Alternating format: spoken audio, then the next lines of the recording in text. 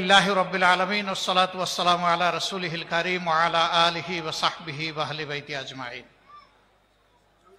সদরে মুহতারাম, উলামা হযরত, দ্বীনী বন্ধুগণ, সাংবাদিক ভাইয়েরা, পর্দার আড়ালের অতি সম্মানিতা মা এবং বোনেরা, আল্লাহ তাবারক ওয়া তাআলার শুকরিয়া আদায় করছি যে আল্লাহ তাআলা দিনের একটা বরকতময় মারকাজে, আজকের একটা বরকতময় মাহফিলে আপনাদের সাথে আমার মতো একজন গুনাহগারকে আল্লাহ তাআলা শামিল হওয়ার তৌফিক দিয়েছেন। আলহামদুলিল্লাহি রাব্বিল আলামিন।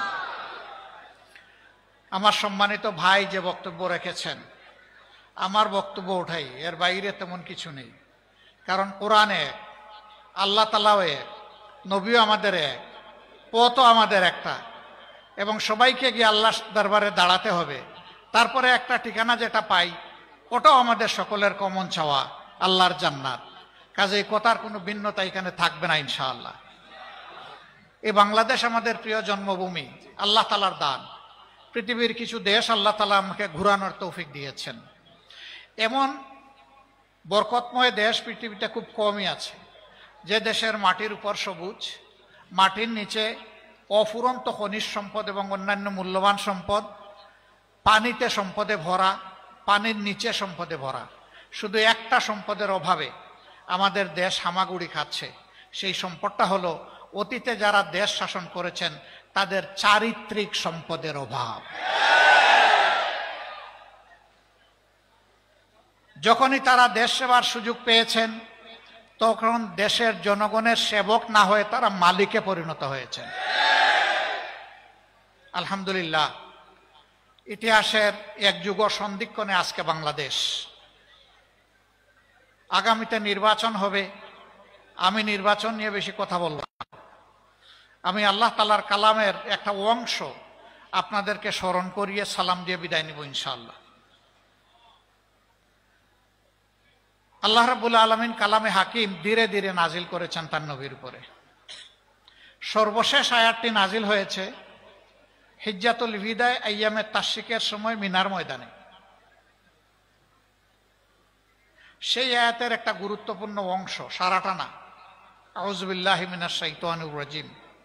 আল ইয়াওমা আকমালতু লাকুম দীনাকুম ওয়া আতমামতু আলাইকুম নি'মাতি ওয়া রাদিতু লাকুমুল ইসলাম দীনা। সাদাকাল্লাহুল মাওলানাল আযীম। আল্লাহ তাআলা তার নবীর মাধ্যমে বিশ্ববাসীকে বলে দিলেন যে আজকের এই দিনে তোমাদের জন্য আমি তোমাদের সংবিধান, জীবন চলার পাথেয় দিন আমি পরিপূর্ণ করে দিলাম। বলেন সুবহানাল্লাহ। ওয়া আতমামতু আলাইকুম নি'মাতি, আর আমি স্রষ্টা প্রভুর পক্ষ থেকে তোমাদের জন্য যত নিয়ামত, এই নিয়ামতের এইটাকেই জুরিয়া বানাই দিলাম। এর বাইরে কোনো নিয়ামত তালাশ করলে কোথাও পাওয়া যাবে না।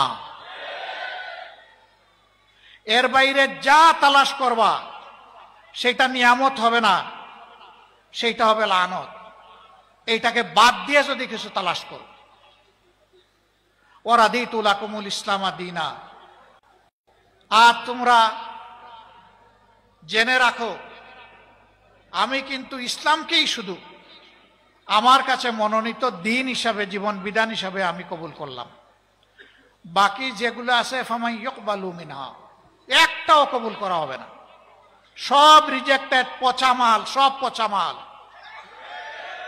যে বাদের অমুক বাদ তমুক বাদ, যে বাদের গামছা গায়ে দিয়ে আসুক, সব পচা মাল। যা আল্লাহ তাআলা বলে দিয়েছেন মানুষের জন্য এইটাই উত্তম এবং একমাত্র উত্তম, এর বাইরে আর কোনো উত্তম নাই। সম্মানিত বন্ধুগণ, এটি দিনের একটি মরকাজ। এখানে কিতাবুল্লাহ এবং সিরাতে সরওয়ারে আলম বা সুন্নতে রাসূলুল্লাহ সাল্লাল্লাহু আলাইহি সাল্লামের তালিম হয়। কেন এই তালিমটা? কেন এই তালিম? হচ্ছে আমলের জন্য। ইলমের জন্য তো অবশ্যই, কিন্তু ইলমটা কি জন্য? ইলম হচ্ছে আমলের জন্য।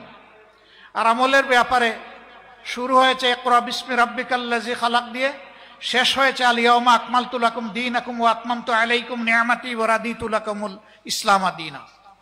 এর ভিতরে আল্লাহ মানুষকে যত আমল করার জন্য হুকুম দিয়েছেন, আল্লাহর কসম, মুহাম্মদুর রাসূলুল্লাহ সাল্লাল্লাহু আলাইহি সাল্লাম সবগুলো আমল করেছেন, একটাও বাদ দেননি তিনি।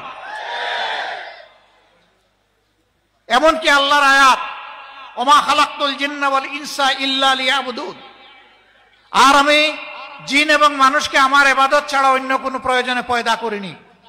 তার মানে জীবনে একজন মুমিন, একজন বিশ্বাসী যত কাজ করবে সেটা আল্লাহর ইবাদতের উদ্দেশ্যে করবে।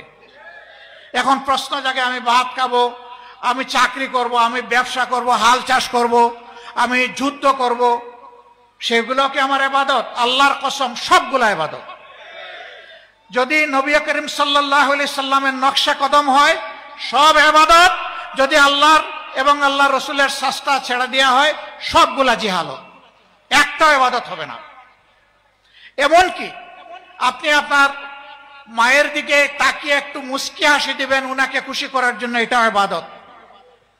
আপনার স্ত্রীর দিকে তাকিয়ে আপনি মুস্কি হাসি দিবেন, আল্লাহর কসম ওইটাও ইবাদত। আপনার মনটা যখন পবিত্র থাকবে, আপনার সন্তানকে আপনি আদর করবেন, এইটাও ইবাদত। আপনার বাবার আপনি সেবা করবেন, সেইটাও ইবাদত। আপনার বন্ধুর কোনো বৈধ প্রয়োজন পূরণ করবেন, এইটাও ইবাদত। এক কথায় দুনিয়ায় এমন কোনো কাজ নাই যেটা ইবাদতের মধ্যে গণ্য নয়। আবার নামাজও ইবাদত হবে না যদি আপনার মন গড়া আপনি নামাজ পড়ে। একটু পরে ইনশাআল্লাহ আল্লাহ তাআলা হায়াত দিলে, সুস্থ থাকলে সালাতুল মাগরিব আমরা আদায় করব। এটার ফরজ কয় রাকাত? বাংলাদেশে 3 রাকাত, আমেরিকায় কয় রাকাত, ইউরোপে কয় রাকাত, মিডল ইস্টে কয় রাকাত? এটা কেউ বদলাতে পারবে? কেউ যদি বলে যুগের ব্যবধানে আমাদের ইমান দুর্বল হয়ে পড়েছে, ঘাটতি পূরণের জন্য আজকে 4 রাকাত পড়ে নেই, তার নামাজ কবুল হবে? আল্লাহ তাআলার বিরুদ্ধে বিদ্রোহের শামিল হবে। আল্লাহ যে সীমারেখা ঠিক করে দিয়েছেন এটা ধরে টান দেওয়ার অধিকার কারণে। সম্মানিত ভাইরা, নামাজে তো শান্তি আছে, মসজিদের ভিতরে তো শান্তি পাই, এই মাহফিলেও আমরা শান্তি আর শান্তি দেখতে পাচ্ছি।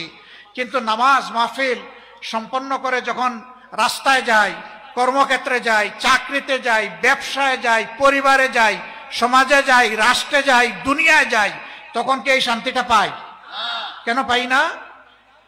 আফা তুমিনুনা বিবাদিল কিতাবি ওয়া তাকফুরুনা বিবাদ, তোমরা কি আমার কিতাবের কিছু অংশ মানবা আর কিছু মানবা না? কিছুর উপর ঈমান আনবা আর কিছুতে তাকফির করবা, অস্বীকার করবা।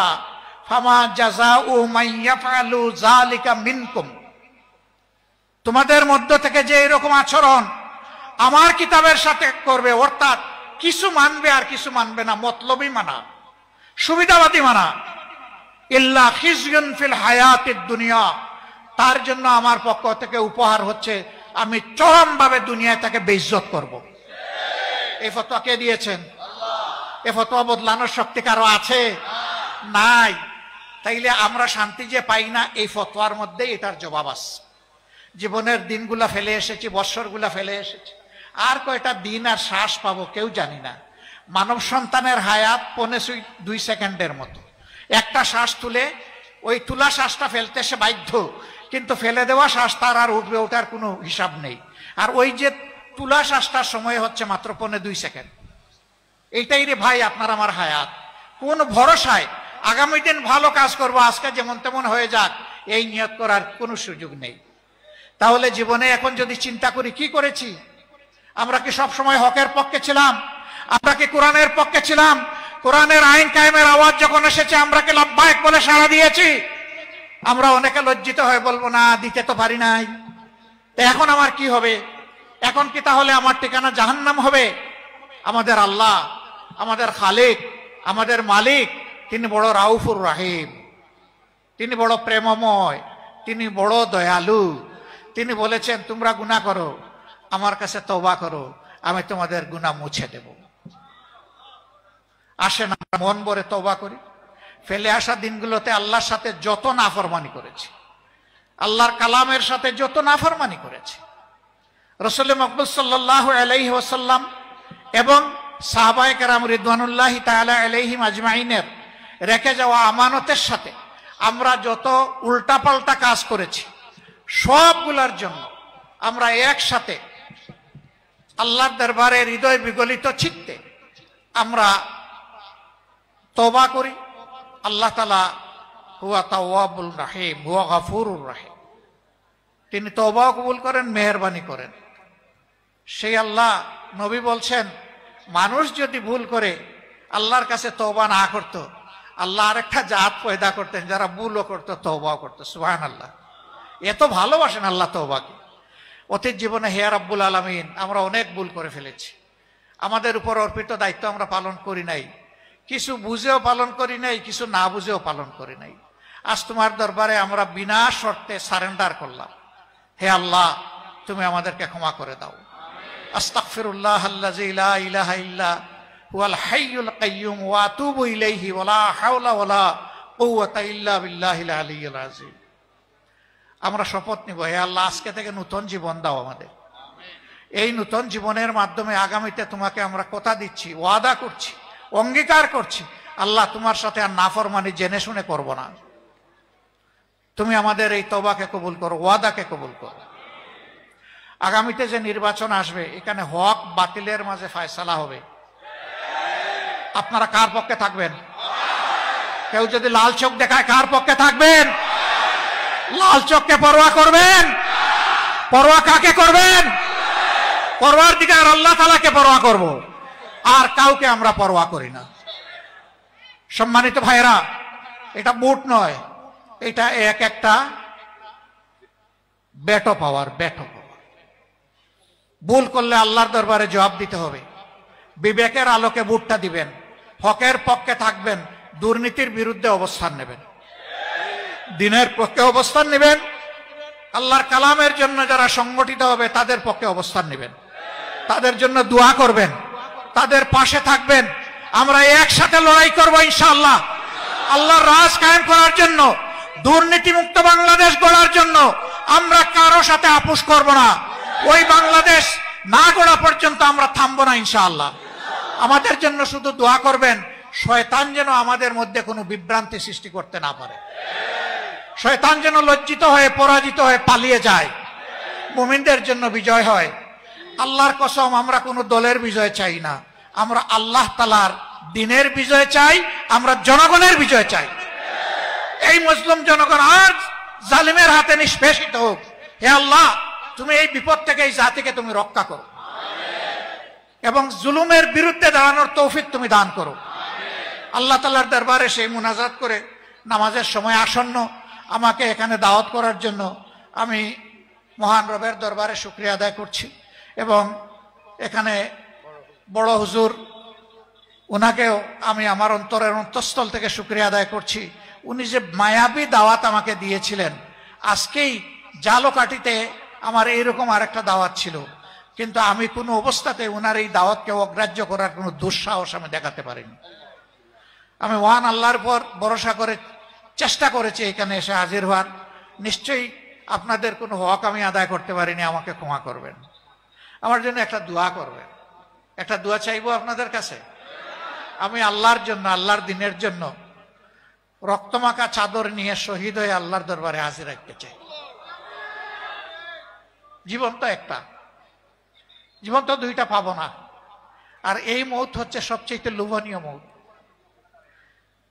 এই রক্তের চাদর গায়ে দিয়ে ইয়ামুত তাগাবুনে, হার জিতের দিনে মহান রবের দরবারে দাঁড়াতে চাই।